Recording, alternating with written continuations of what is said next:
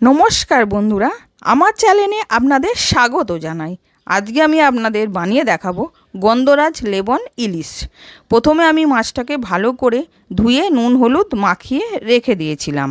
এরপর কড়াইতে তেল দিয়ে কালো জিরে ফোড়ন দিলাম। তারপর সর্ষে কাঁচা লঙ্কা পেস্ট করে রেখে দিয়েছিলাম, ওটাকে আমি এবার দিয়ে দিলাম। দিয়ে ভালো করে কষিয়ে নেব তেল ছাড়া পর্যন্ত। তারপর আমি স্বাদ মতন নুন দিলাম।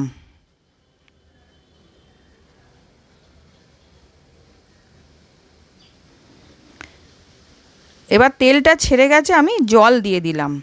এবার হালকা একটুখানি হলুদ দিয়ে দিলাম। দিয়ে এবার গ্রেভিটা ফুটতে থাকবে। আমি এবার মাছগুলোকে এক এক করে দিয়ে দেব।